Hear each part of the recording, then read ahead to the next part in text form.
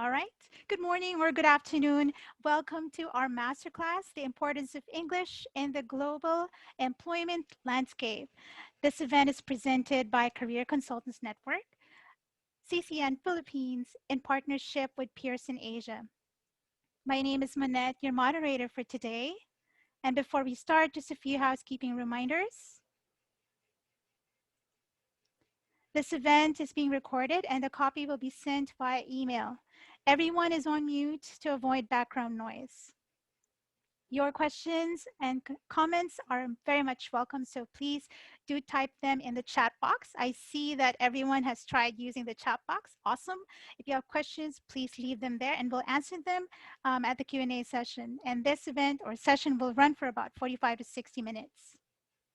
May I now introduce our masterclass speakers, starting with Marianne Campos, Account Manager, CCN Philippines for Pearson Online English. So Marianne will be sharing an exciting way to learn English, so please stay tuned to that. And let's also welcome our guest lecturer, Stuart Connor. Stuart is the Qualifications and Assessment Director for Pearson Asia, and he will be sharing the true value of learning English and its impact to our future. So without further ado, I am now giving the floor to Stuart.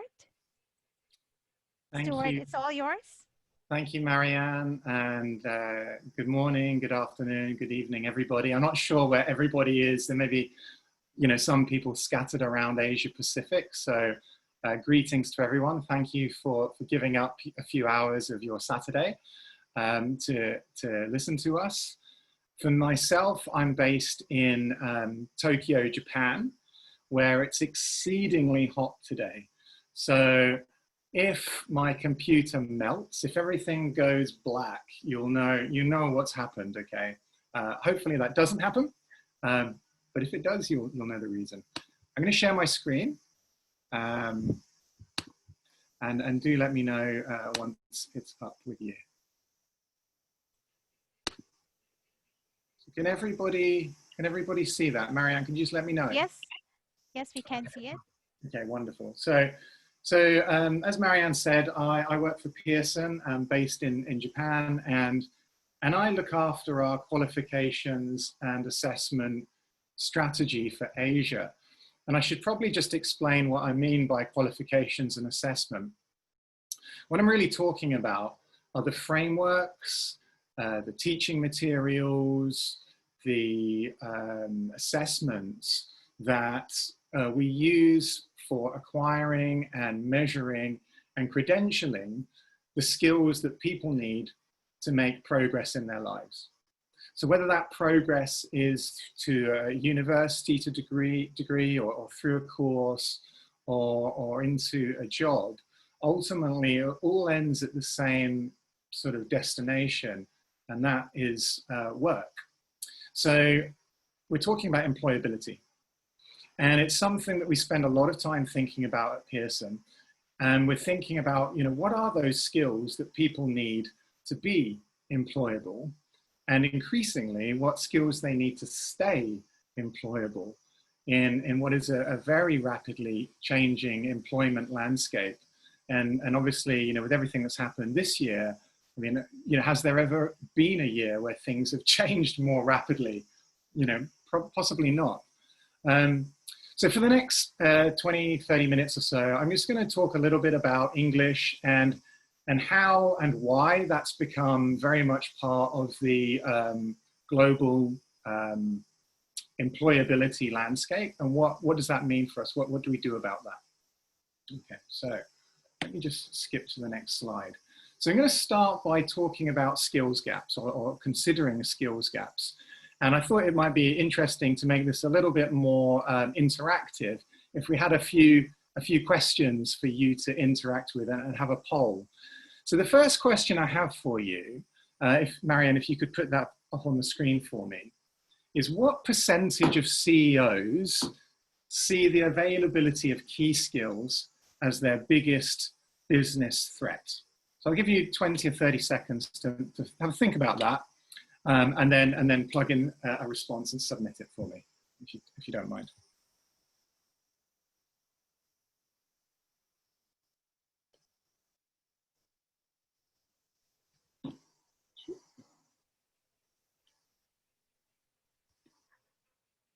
Okay, maybe I should share now the Yeah, that'd be great. Thank screen. you. I So will what have be we got? ending the poll for now. Thank you for your participation. Okay, interesting, interesting. So we've got a lot of people who are saying that this is going to be 50, 75, 90, a lot of people at 90%. So 31% of you believe it's over 90%. Okay, it's interesting. So actually, this is, looking at this at a global level, 77% of CEOs see this availability of key skills as the biggest business threat. Now, this varies a lot by geography. So when we're looking at Asia, if you look at countries like Japan, countries like China, actually that jumps up to around 90%. But it's considerably lower in other countries, European countries and things like that. It also varies a lot by industry sector. So those sectors where you have a strong reliance on communication, high touch customer contact organizations like BPO, for example.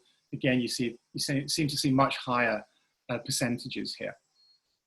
And what's interesting is what specifically within that key skills are CEOs saying that are, what are the skills they're saying that are so difficult to find? It actually tends to be not the things you might immediately think of, such as STEM or even digital literacy. It's actually outstripped by 21st century skills. So they are, the soft skills. And I'm sure in the 20th century, they were called 20th century skills because they've been around for a long time. And you probably know what many of them are. So critical thinking, creative thinking, adaptability, leadership, communication, these kind of skills. Okay, so next question. We're looking at those 21st century skills. We've looked at what industry is saying. Let's look at what recruitment is saying. So what percent of graduate recruiters ranked 21st century skills as among the top 3 most important factors in hiring decisions? So if you could have a go at that question, please.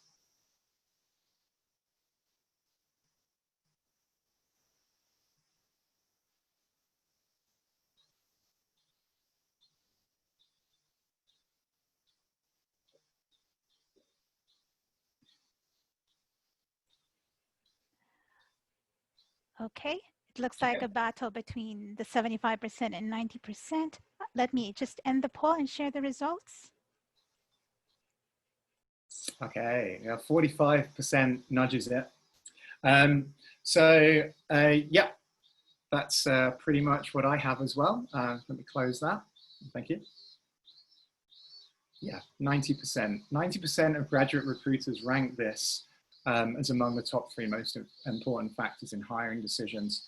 And I've seen similar statistics for the Philippines, actually slightly higher statistics for the Philippines. I think there was a government report 5-6 years ago that ranked teamwork, adaptability, and communication as those top 3 skills. Okay, now the final research point is from some research that Pearson did last year. And what we were doing is we interviewed and we surveyed about 14,000 people around the world. We were targeting certain markets, so US, UK, Brazil, China, India, and South Africa, I think. And we were talking to learners, and we were talking to educators, and we were talking to employers. And we were asking them, what were the most valued outcomes of education? So if we could put the question up here, out of those top 5 outcomes, how many do you think related to employability?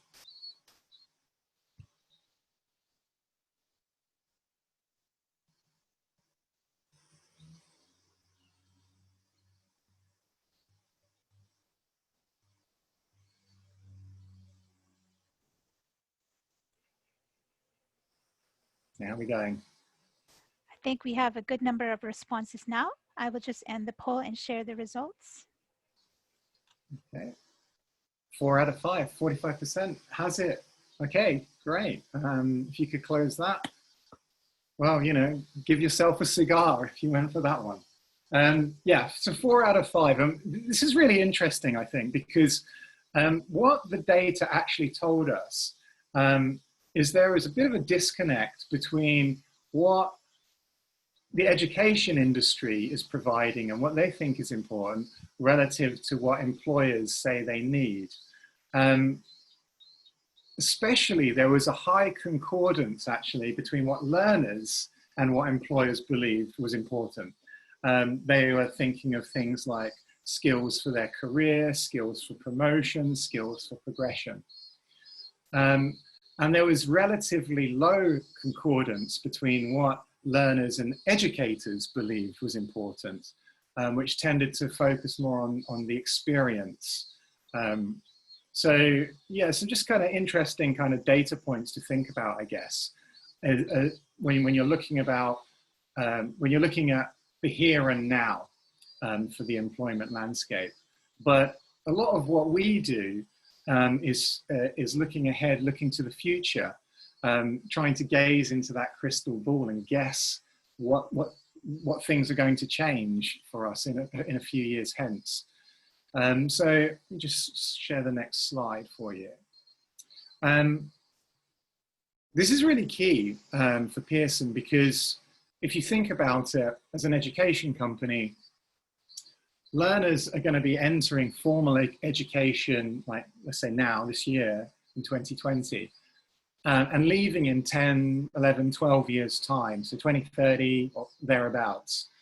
And we need to be thinking about what kind of jobs will exist in 10, 15 years time, and what skills are going to be necessary to, you know, be successful in those jobs. And when you look at the education system, there's a significant lag anyway. You know, education is always behind the curve. You have industry that sort of shapes the demand, shapes the need, government policy that responds to that need, and then education kind of last. But we need education to actually be up there with the employers, having these discussions, thinking about what's going to change, so that we can teach people the skills they're going to need. We need to future-proof the education system somehow. So we did some research on this, I think this is about 2 years ago now. This is the future of skills research, and you can click on that link, you know, when you get a moment. It's quite interesting. You can go in and you can sort of plug in your details, and it will tell you how old you'll be in 2030, which I'm sure you can figure out yourself. But it will also tell you the likelihood of your chosen or your preferred career or your preferred job existing, and what skills you would need to be able to continue to work in that sector. And what we were looking at was a variety of kind of interacting factors. So we weren't just considering technological innovation and automation, though, you know, that is a really, really key one for us as we enter the fourth industrial revolution. But we're also looking at things like climate change and the impacts that has, and government policy and political uncertainty and the impacts that have. And they all kind of, you know, connect up in certain ways at certain points in time. So it's a really interesting piece of research. And the two key takeaways that I'll share with you from that are, one is that historically, disruption and advancing technology has created more jobs than it's taken away. So you may be worried about the rise of the robots taking everybody's jobs and things like that. And it's not as straightforward than that. So we think there'll be more jobs created than lost. And the second point is that it's precisely the things that make us human that will make us more employable, or continue to make us employable in the future. And what are those things?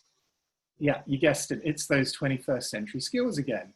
it's communication, it's interpersonal development and capabilities, and complex thinking and self-determination, and all that kind of stuff.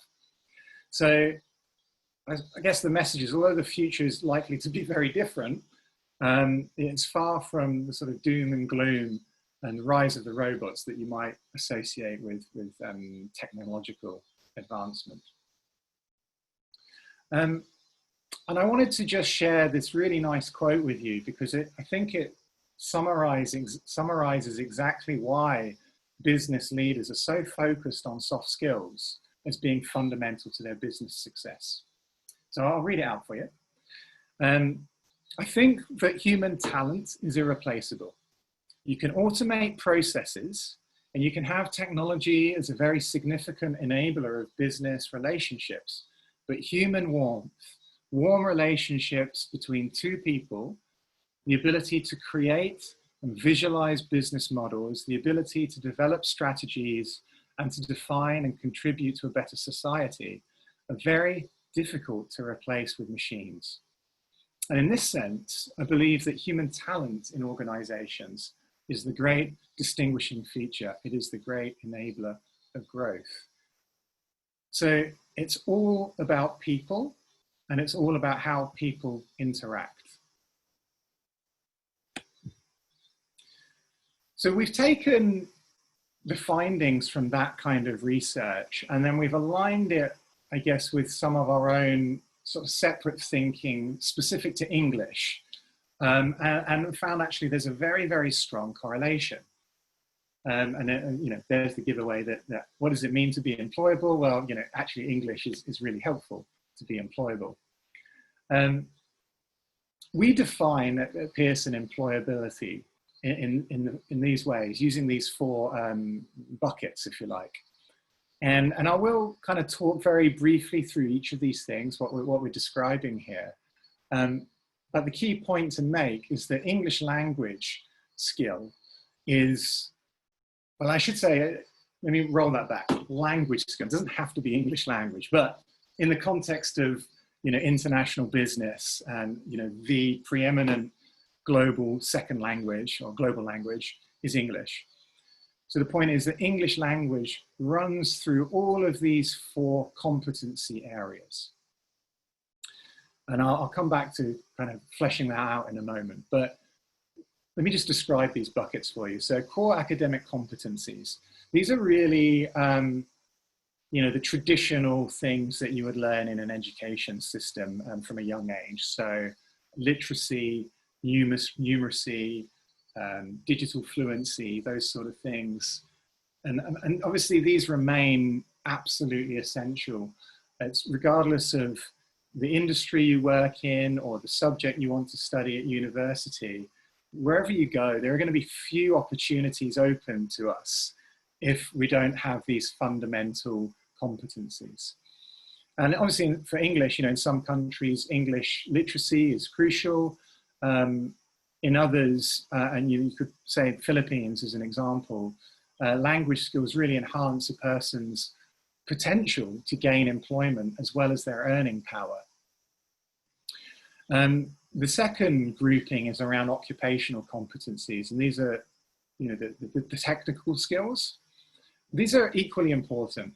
They're skills that relate to specific jobs. So if you want to be a nurse, you know, having the practical skills around nursing is going to be necessary. Or if you want to be a programmer, it might be coding. But I think the point about technical skills is they change, the requirements change as the technologies change. And, you know, in terms of English, we're talking about occupational English. So it's the language you would need to be able to use to have a business conversation or a negotiation or a medical conversation. The personal social capabilities really is just another word for 21st century skills. So I'm going to come back to that. And then finally, career knowledge and transition skills. These are kind of, you know, quite niche, I guess, but they're related to the skills that people need to make progress. So if you think about school leavers looking for work, how do you brand yourself now? You know, you have all this top technology at your disposal, and you have access to an audience perhaps that, you know, you would never have had access to without this technology through things like social media. But how do you tell your story? How do you brand yourself? How do you surface your credentials, your qualifications, your achievements and accomplishments in a way that is attractive and immediate to potential training centers, universities, employers? So career transition, career knowledge and transition skills is also a key part of being employable. So I'm going to just swing back into that personal social capabilities bit. So I know the focus of this talk, and I can see from the audience, was really English. There's a lot of English teachers, and it's taken me, you know, the best part of this session to actually get to the English bit. But I think it's important to see the wider context and how English fits into it. And what I want to show you is that English underpins all of those competencies that relate to employability, that industry says are important, that hiring agents are saying is important, that learners are saying is important. These skills like collaboration, these skills like problem solving, like cultural awareness, like learning agility, they all can funnel through the acquisition and the application of language skills. And in this way, just looking at that little bullet down on the bottom left, in this way, language is a necessary condition, but not a sufficient condition, which is technical jargon for saying language skills alone won't make someone employable, but someone's far more likely to be employable if they have language skills, because it supports the development of the other skills that you need to be employable and to stay employable. Does that make sense? So if you consider the Philippines situation, and you know, I mentioned about that report talking about teamwork and adaptability, communication, that are judged to be super important to many sectors of the economy. That's borne out by, you know, the job matching sites like JobStreet, who, when they surveyed employers that use their service recently, they said communication is the #1 functional skill that's required. And when you think about communication, it's a human skill. You know, just simply by being human, we are communicating. Just by being alive, by breathing, we are communicating. It's what we do. We are social animals, and it's what we've always done. So whilst we are alive, we are going to try to make social connections. We're going to try to communicate. And if we're doing that in a second language, if we're doing that in English, which is eminently valued by employers globally, then it's going to have benefits on your kind of ability to access the workforce and to progress in the workforce. If you think about Philippines and some of its largest sectors of the economy, something like BPO, English is actually the biggest knockout factor there. So from near hire training through to employment, I think there's something like a 10 to 15% conversion rate. And English is the main knockout factor there. So again, it just tells you something about how critical an asset English is to the community and to the well-being of the Philippine economy. And I'm just going to make one last point there, and that's related to the bottom bullet around productive language skills being particularly key. Links to that point around communication and collaboration. The traditional ways of measuring what good looks like in English have tended to rely on either literacy or receptive skills. So it's kind of one way. It's what you can listen and understand, hopefully, or what you can read and understand, hopefully. but actually it's production that's far more impactful. And it's production that is necessary for effective communication, whatever language you're talking. So, you know, if I was asking you a question now, perhaps if I was to ask you the question, are you enjoying this webinar? You would be, if you're a second language English speaker, you're decoding what I'm saying into your native language, and then thinking in your native language what an appropriate response would be, and hopefully it would be yes. And then you would recode that back into English and produce. And that is an automatic process for a native speaker, but there becomes much more significant cognitive load if you're a second language speaker of English. So the degree to which you are proficient and capable in English really needs to be measured on the productive side more than the receptive side.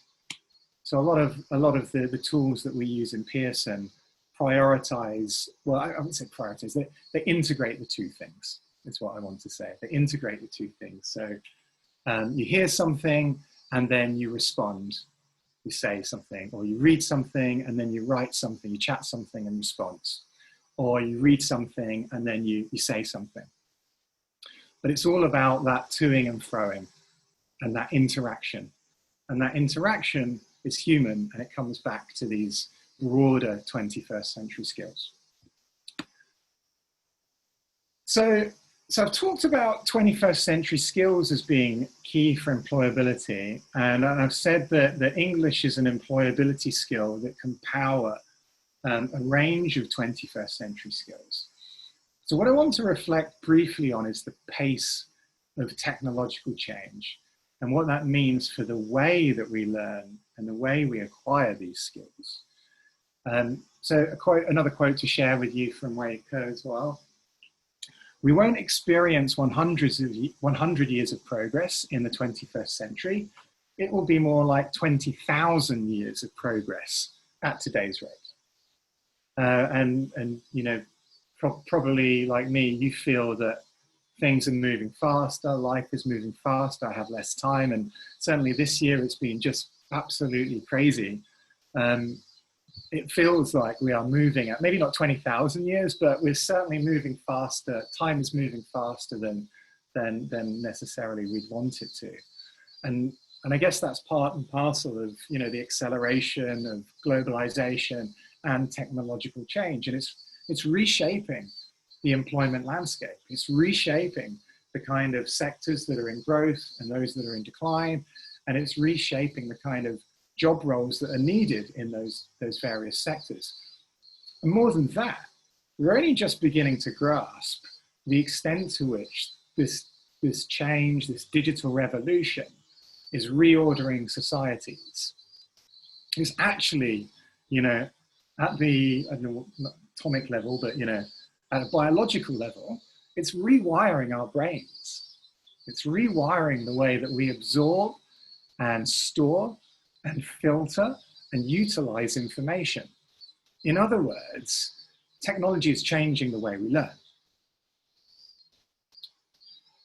I'm going to pause for a minute, and I want you to just pick up your phone. If you haven't already been picking up your phone, and I hope you haven't, but just pick up your phone, and I'm going to do it too. And I want you to see if you can find your screen time on whatever device you're looking at. So that's mine. Just have a look at your phone. And I want you to have a look and see how much time on average you're spending on your phone. Okay. You know, so we have tools like this that can tell us, you know, mine at the moment is 2.5 hours on average, and I'm down about 9% from last week. And I can also see, you know, which apps I'm spending most time on, and you know, how productive I am in those apps. How much time have you spent on your phone today, I wonder? I guess the point is the average screen time is increasing. And that kind of, you know, makes sense, I guess. we have greater access to the mobile phones. They're more affordable and there's more content on them than ever before. If you have a look at this global map, you can see that the average is something between 4 and 5 hours globally that people spend on their phones. This is data from 2018. So like I just said, there's more content, there's more accessibility. It's safe, I think, to assume that usage has increased since 2018. It seems like a lot of time, doesn't it? If you 4 hours, 5 hours every day on your phone, that seems like a lot of time.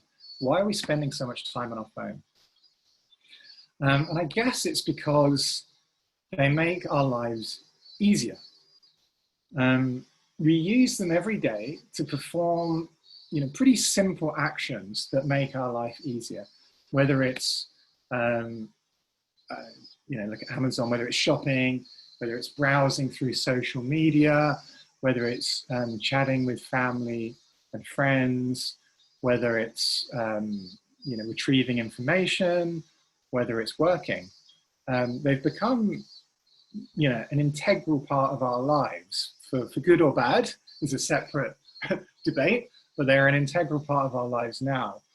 And when we look at the kind of apps that are on the screen here, it's easy actually to see how we could spend 4 to 5 hours on our phones every day. You could spend 4 to 5 hours just on Netflix every day. But what if we could take 15 minutes each day to learn a new skill? Why do we spend so much time on our phone, on our apps? Why do we keep coming back to them? What is it that makes them so sticky? And there's a few things I suggest. It's because they're personalized. They use technology to really understand what it is you like, what it is that you want, even what it is that you need. And they surface that to you in a way that's readily accessible. It's really low effort, it's very slick. And it's with you anytime you want, anywhere you want, because you always have your phone on you. It's in your pocket, it's by your bedside. So what we're starting to see in Pearson is this kind of bleed over into learning. And we've spent quite a lot of time thinking about this because fundamentally it's those same principles around utilizing technology to personalize learning that are going to have the same stickiness and the same kind of levels of engagement. And we call that micro-learning. So it's emerged actually as one of the most effective ways for adults to learn. I wouldn't necessarily advocate it for children whose brains perhaps are softer and are still very much in the process of being wired up. We know that children, just in the process of learning to read and reading, their brains are actually growing and developing, and new, cognitive pathways are being formed in that process. So why would it be any different in technology? Definitely there is an impact, and we don't know whether that impact is more harmful or not, or more or less effective or not. We don't have the evidence base around that yet. Not that I'm aware anyway, but certainly for adults who's, I kind of feel that my brain is still fairly soft and I can still learn things and unlearn and relearn things, but it is the most effective way for adults to learn today. So micro-learning, it's personalized, it's brief, and it's based on real life skills and real life requirements. And why is that important? So this is why. I think this is why it's so powerful with learners today. Attention spans are shortening. Hopefully we have the same number of people on this webinar that we started with. Hopefully you are still engaged and you're still listening. But the fact is, the truth is, the average attention span is shrinking. And when you think about even engagement on digital media, on your phone, most people really don't want to watch a video longer than 4 minutes.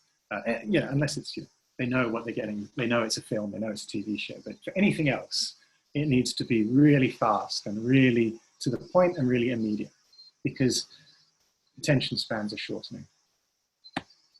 Second point, people are on their phones constantly, whether that's through interruption or whether that's through choice.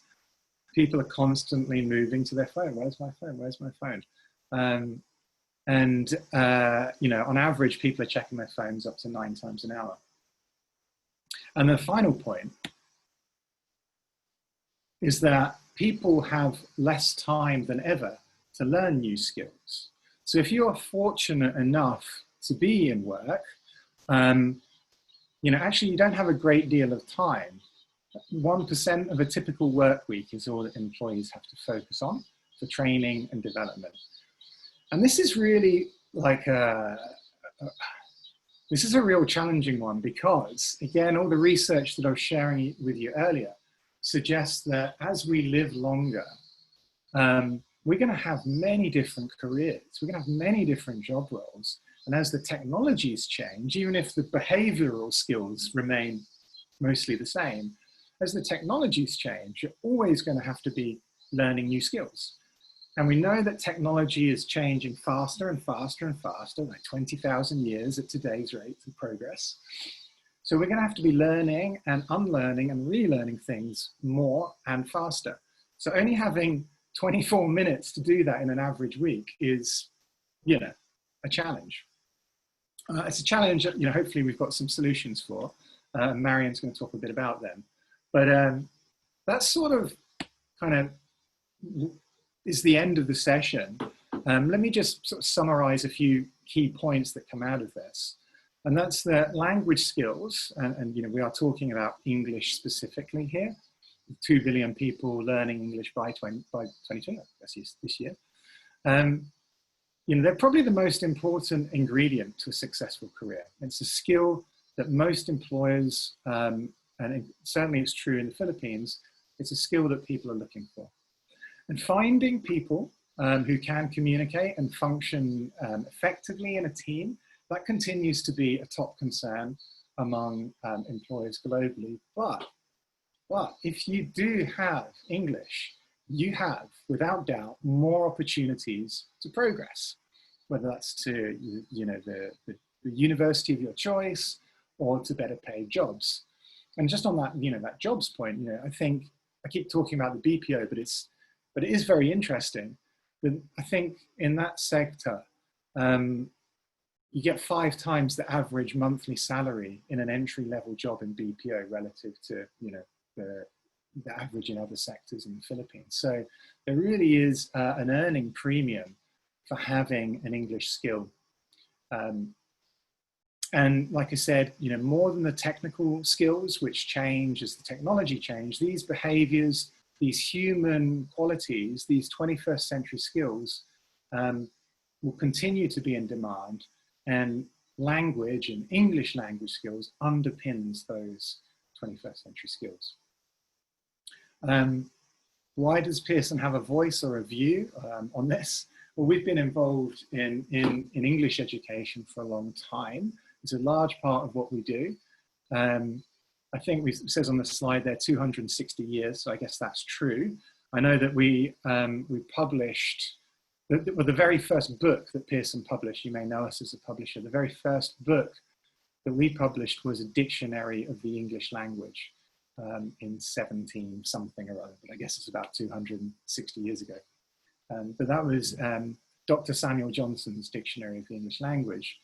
But today, what we focus on is combining those cutting edge technologies with the educational experience that we have around English and around ERT to create things like personalized digital learning experiences and accurate measurements of communicative, again, that point, communicative, productive language proficiency. And here are a few use cases, some tools, some services that we have that really support people when they're thinking about entering the workforce, so workforce readiness, when they're thinking about building up their skills and their credentials in English. Marianne's going to talk a little to you now about Pearson Online English, which is just pretty much exactly what I described when I talked about micro-learning, personalized learning using AI that really focuses on skills-based industry sectors. But we also have these screening tools and measuring tools that culminate in something like the Pearson Test of English Academic for those of you who are particularly focused on mobility in work, and especially mobility overseas for work or for study. That's really the go-to credential to measure communicative language skills. And with that, I'll say thank you very much for listening, and I'll hand over to Marianne, who will tell you a bit about Pearson Online English. I believe there'll be an opportunity to answer some questions at the end of the session. Is that right, Marianne? Yes, Sue. Yes, that's correct. So for all participants, if you have questions for Stuart, please feel free to type them in. So in the meantime, I know you're still absorbing what we've just listened to today. So may I call on our next speaker? Please share your screen.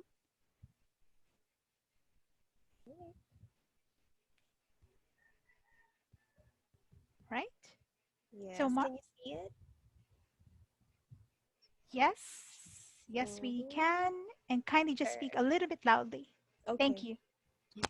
All yours. Okay. Thank you, Manette. And thank you, Stuart. So, hello, everybody. Good afternoon. So, as we've already heard from Stuart, English competency is highly relevant to our how we can keep up to the needs of the global economy or as a whole. So let me tell you about this cutting edge product that Pearson has to provide individuals the opportunity to step up their game in terms of their English competency. So I'd like to present to you the Pearson Online English program. So first of all, what is Pearson Online English? The Pearson Online English is an educational platform that uses adaptive technology to provide learning materials for individuals who need a personalized program to enhance their English proficiency. So emphasis on the word personalized, which Stuart has emphasized also a couple of times earlier. I know that you've heard a lot of other online education platforms in the market at the moment, but let me tell you what makes our product stand out from the rest. By the way, this program is for almost for everybody, preferably for junior, senior high to adults.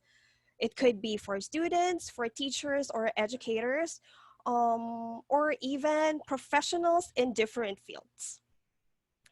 So first, why do we actually have, or why did we come up with this unprecedented digital learning experience? First of all, we know that these days everything is done online, right? Almost digitally. So online learning is a part of the new norm, and who knows, it can be a part, it could be like this even in the future.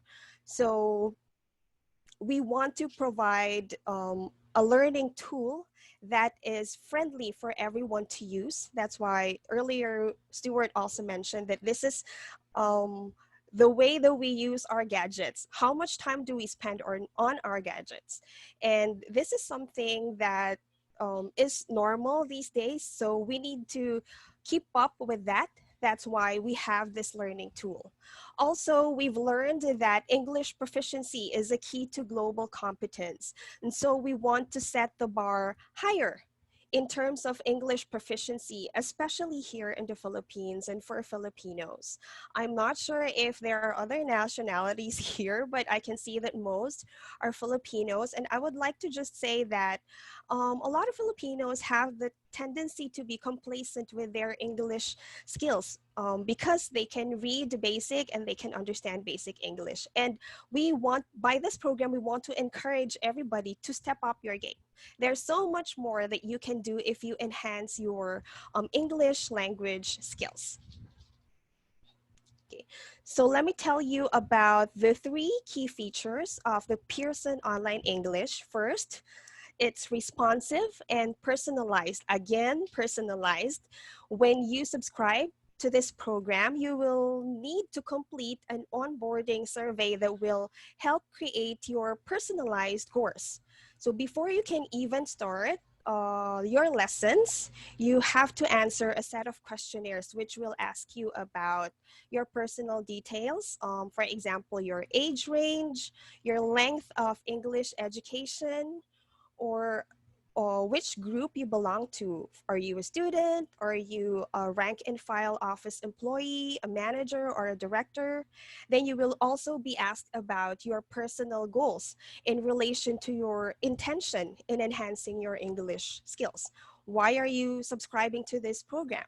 So you're going to be asked that. You also need to choose your interests from the questionnaire. For example, entertainment, technology, current events, sports, and many other. It's a wide variety of interests. And you will also be asked about your English abilities, like what can you do with your current English ability? Are you able to read lengthy academic texts? Are you able to easily understand native English speakers? Can you communicate in English fluently? So like these types of questions. And all of this information that will be gathered will be the basis of your personalized course. That's why it's personalized and it's responsive, because it will respond to your specific need as a user or as a learner. Another key feature of this is that it is career relevant. What makes Pearson Online English a premium online product is our strong focus on business and work. So not only are our courses aligned with your interests or with your level, but they are also career relevant. For example, inside the platform, we have courses for basic English enhancement from beginner to advanced. And we also have test preparation courses for the IELTS, TOEFL. Also, we have a course for academic reading and writing, which are very, very important for people who are about to take a high stakes English exam. We also have business English courses that cover job interviews, work email, office communication, giving presentations, or facilitating meetings. And then, most importantly, we have the career or industry relevant courses related to, these are just examples, okay? Aviation, medicine and healthcare, finance, hospitality, food and beverage, industry, engineering, even law. And there are many more courses. And these fields that I mentioned are only the general ones. For example, among the aviation courses, there is a specific course for, let's say, for a cabin crew or a flight attendant. And there is also a specific course for pilots. So it also applies with the other fields. And then the Pearson Online English features real-world content. Each lesson consists of interactive activities to help you or to help the user or the learner practice the important language skills which are applicable in real-life contexts. So again, our platform has a very, very wide range of contexts, all from reliable sources such as the Associated Press, Bloomberg, the Financial Times, even Billboard. So they are truly relevant, timely, and interesting. Maybe to give you a more concrete idea about the real world content that I'm talking about. So, for example, I am enrolled in the entertainment related course. There is a lesson there about the latest season of Narcos. So that is one, this is actual, okay? There is one lesson about the latest season of Narcos, and under technology, there is a lesson about Instagram hacks. Under the lifestyle course or the lifestyle unit, there is a lesson about meeting people in virtual reality. So these are very relevant and relatable, right? This is something that is interesting for us because this is something that we experience, we see, and we do. And furthermore, our content is updated regularly. For example, in the current events course, if you go there, you're not going to see a list of lessons because the lessons will get populated real time when you begin your unit, since it's being updated from time to time. So again, the three key features of the Pearson Online English. First, it's responsive and personalized. Second, it's career relevant. And third, it features real world content. So now you're going to ask me, so if I'm going to subscribe to this program, what benefits will I get out of this? So like what Stuart has been saying earlier, we understand the need to adapt to our fast-paced and on-the-go lifestyle, therefore making this platform available to users via mobile application. So this is something that we can actually use wherever we are. If you're stuck in traffic, or if you're waiting for someone, or if you're just staying at home for the meantime. Stuart earlier mentioned that what if we spend 15 minutes of our time learning something new? So if you use our platform, probably you're not just going to use it for 15 minutes because the lessons are very, very, very interesting. And then again, emphasis, another emphasis on personalized, because our technology, the technology that we use, and our online teachers ensure optimized learning by adapting to the needs and personalizing instruction for each of our learners. So speaking of teachers, I think that is the first time that I mentioned this. In the Pearson Online English programs, live instructions are being offered. So live instructions are group classes. They are held every day of the week with online tutors available all day wherever you are in the world. So both for group and private classes. And all of our teachers are native English speakers. So you get the chance to interact with them through the platform. And then the most important point here, I think, is that the Pearson Online English is aligned to globally recognized standards such as the CEFR and Pearson's own global scale of English. I'm not sure if all of you know what the CEFR stands for or what it is, but I think a lot of people here are teachers, so I assume that you know it. If you don't, I highly recommend that you look it up because this is something very important in the field.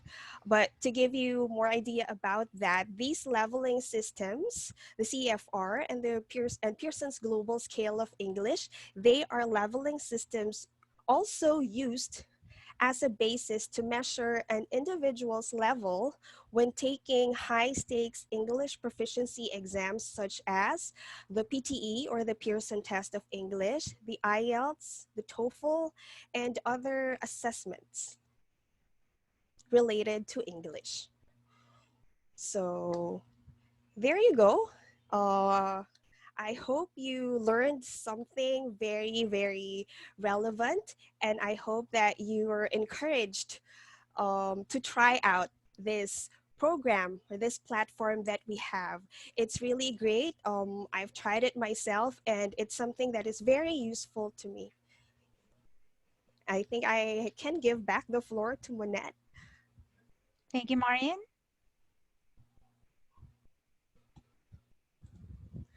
Yeah, I hope you can see my screen. So thank you, Marian, for that very Oh, exciting. sorry. I'll stop my. Oh, can everybody see my screen now, the question and answer?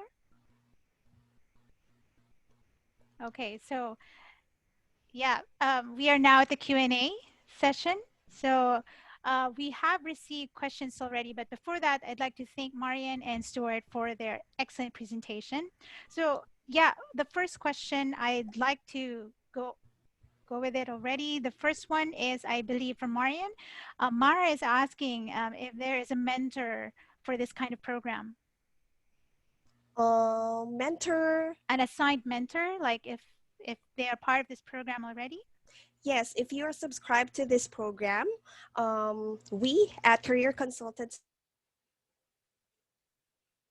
Network, we are going to assist you with your learning progress, as we have an access to a control center wherein we monitor each user's progress. So yes, there is monitoring that will happen. Great. So I think once a student is part of the program, this just means that they're not alone in their journey. They're also looked after in a sense, not that we're stalking them, but we try to also give them feedback on how they are progressing and to assist them in moving forward as well. Right. Thank you, Marian. And our next question, I believe, I will address this to Stuart. So the question, Stuart, is, do you agree that lack of English skills has been considered a barrier to enter employment or to entry of employment, even though you possess other skills? Yeah, I mean, obviously that is going to depend on specific companies, specific sectors. But as a general rule, I would say yes. I got, I guess, two data points in my mind around that. So for those, just thinking of those people who already have a job, we did a survey in 2016, I think, of about 20,000 HR, 20,000 multinational company employees, okay, around the world, and about 92% said they considered English as important for their career progression. Okay, so all the stuff that we've explained already, we understand that it's important. But of that same population, only about 7% believed that they could communicate effectively in English at work. So, you know, the vast majority say it's really important for their career progression, for their, for their future, but almost none of them had confidence that they could communicate effectively. So, for even those people who have jobs, you need to be nurturing this skill. English is like a muscle, and like any other muscle, if you don't flex it, it will waste away. And then my second data point is around the cost of mishires. So I talked a bit, earlier I said about BPO industry and how you've got 10 to 15% knockout from near hire to job. And English being the main thing that's knocking them out. So they may have a whole bunch of other great skills, but fundamentally, if they're going into a role where they need to communicate at some level with other people in English, they're going to need a certain level of English. And where companies are not actively or accurately screening that talent for their communicative English skills, they have the risk of mishires. And a mishire is basically when they pay all that money, they spend all that time of bringing someone through the talent acquisition funnel, interviews, tests, interviews, job training, and it's 6 months before they're like a fully fledged productive hire. If they actually get that far down the road and realize that actually that English level of this candidate is not as high as we thought it was, and it's not high enough for the role, the cost of that mishire to the company can be pretty extreme. And obviously it varies depending on the job role and the seniority of the role, but something like 5 to 27 times the amount of a person's actual salary is the cost to the company of the mishire, just one mishire. So what we see globally is companies, now that technology allows them to measure more effectively, more accurately, more objectively, and more freely, so anytime, anywhere. And the costs of that assessment are coming down because it's more scalable. They're using tools like Mr. Screen for talent. And that includes English proficiency skills. So long answer to your question, I think the answer is yes. And I think you're going to see it increasingly so. Thank you, Stuart. I hope, John Mark, you were able to capture the response of Stuart. And we do have a couple of questions actually, but we are running out of time. So I'll be taking one more. And I think this is also very important. With regard to the other questions that we won't be able to answer, we'll make sure that we'll answer this via email instead. But for the final question, I'll be addressing this to Marianne. Somebody is interested in knowing the learning investment for the Pearson Online English. Okay. Monette, I believe you have... Okay. Okay, so we currently offer the Pearson Online English program in 2 packages.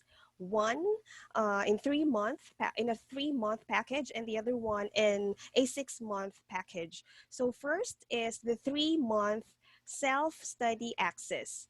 So this 3-month self-study access allows you to enroll in any of your personalized courses with 2 kinds of assessment. So unit assessment and level assessments. The unit assessments are taken every time you complete a unit. And the level assessments are taken thrice within the duration of your program as a pre, mid, and post level test. So as mentioned earlier, we will also assist you in your learning process by keeping track of your progress through our centralized system. So this is the 3-month self-study access is priced at 120 Australian dollars. But, okay, before you panic or before you get blinded by the dollar sign, okay, let's look at it at a more reasonable perspective. This actually, if we divide it per month in peso, this costs about 1,400 pesos per month. And okay, let's divide that further. For example, you plan to use the platform 20 days in a month. Let's say 20, okay? Let's not include weekends. So 1,400 pesos for a month divided by 20 study days, that is about, I guess, more or less, because we are computing in Australian dollars, more or less 70 pesos per day. Imagine spending 70 pesos per day and you get access to all of these courses. So that's a great deal already, right? And then we have the 6-month all-in access. Again, this is a 6-month access. So basically, the features are the same with the self-study access, but of course, this is longer. You have a longer access because it's up to 6 months. And okay, and the 6-month access allows you to use allows you to join the live instruction sessions, the group classes, and you also get to book private classes with the native English speaking teachers. So it's priced at 370 Australian dollars. But again, let's look at it at a more reasonable perspective. If we divide that per month, that's about 2,150 pesos per month. Divided into 20 study days, that is just a little more than 100 pesos. So imagine with your like maybe 120 pesos or 110 pesos, you get access to all of these courses 24/7, and you get to interact, to join, interact, and meet other students from different parts of the world in that price. So, okay. By the way, the self-study access is on a limited time offer. So that is something that is only available right now. So if this is something that you're really interested at, please grab the chance because it's an unlimited time offer. Now, if you want to know more about this program, if you think this is something that will help boost your confidence in becoming more competitive in the global landscape, please let us know. If you want to try it out, we can set up or we can help you have a 7-day free trial access. Please email your requests to me, that's me, Marianne at ccnau.com until September 5, 2020. So until September 5, 2020, we will collate all the requests, and after that, we will send you or we will inform you of how you can avail of this self-study access. And not only that, you will get a full orientation from us before you even start to access the platform, so that you're not going to waste your time trying to navigate it because you only have 7 days. So once you enter the platform, make sure that you already know what you're doing, and you're already kind of familiar with what you're going to see inside the platform. So I guess that's it. Thank you, Mo. Great. Thank you, Marian. So I hope you were able to get a screenshot of this picture, but if not, we will be sending you an email anyway, together with the recording of this session. And I believe we have to wrap up now. Thank you very much. I would like to conclude this session officially by saying the biggest thank you to everyone who spent their time with us. And we hope you found it supportive to whatever you are aiming with regards to English, especially to the teachers and learners of English who joined us today. To our guest speaker, Stuart Connor, for leading this session, and Marian Campos for sharing this new opportunity, how we can learn English anytime, anywhere, digitally. Thank you very much. We appreciate your time today and for making this event possible. Let's meet again in our next upcoming masterclass. In the meantime, please enjoy the rest of the day and stay safe. Goodbye, everybody.